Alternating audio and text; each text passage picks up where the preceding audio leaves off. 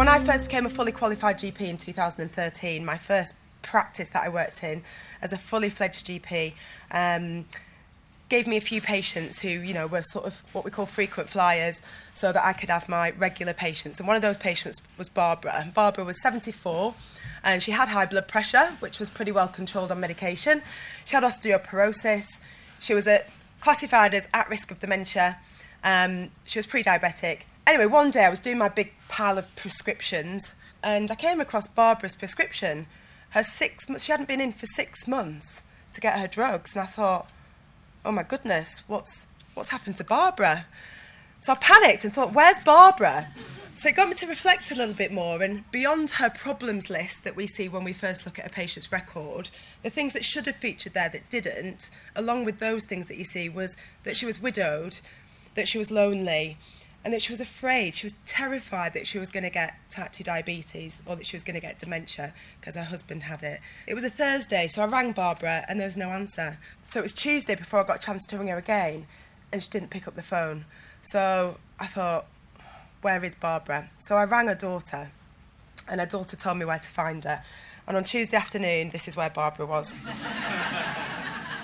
She was at Silverfit, which is 200 metres down the road from my practice in Burgess Park. So that's where Barbara was. She was at Silverfit. I said, but that's on Tuesdays, Barbara. Where were you on Thursday?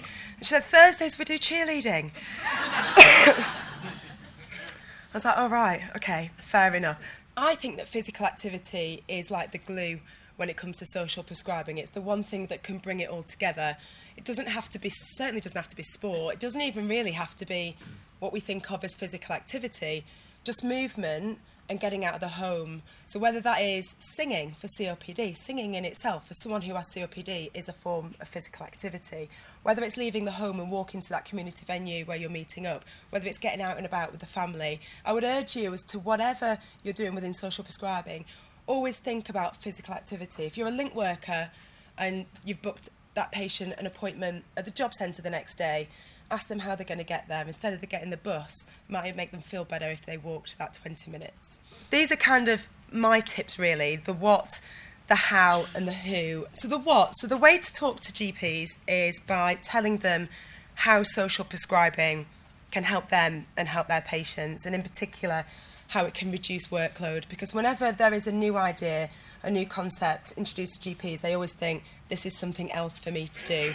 And if you actually lay it out for them as, actually, this is something that's going to help you do less and benefit your patients, then that's the way to sell it to them. Remember, GPs, we are good people, but we are understaffed, under-resourced, stressed and burnt out, and we really want our patients to, we really want to spend more time with our patients, and we really want to learn the 200, 300 different opportunities that are available in our locality for them, but realistically, we're not going to retain all that information. So I think we definitely do need social navigators or link workers or care navigators. We definitely need those people to support us. The who can you get support from? Clinical champions. There are loads of GPs and hospital doctors and medical students who are really engaged with this message. Targeting those people is going to really, really help you out. But just sort of reaching out to all GPs, you're probably, you know, it's not that they're bad people, they're probably just not going to hear it. We're just overworked and overflooded with information. So thinking about who else in the practice can you engage with then? Practice managers, practice staff. You don't necessarily need the GP on board a lot of the time. Within the CCGs, it's really difficult to know who to contact, but each CCGs has various different GPs working within it, and often one of the GPs will be the prevention lead. And patients, don't forget patients. So patients are your biggest advocates. We listen to the patients. I went to find Barbara, and she actually told me that she knew about Silverfit because I gave her a leaflet about Silverfit, which I'd completely forgotten about. So, you know, there you go. And finally then, the how.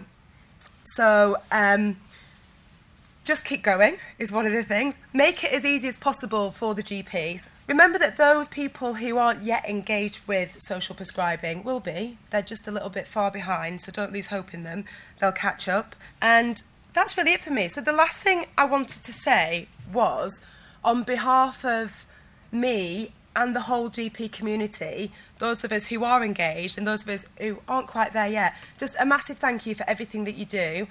You will feel disheartened at times, but please keep going, because our profession needs you, and most importantly, the patient needs you. So thank you very much.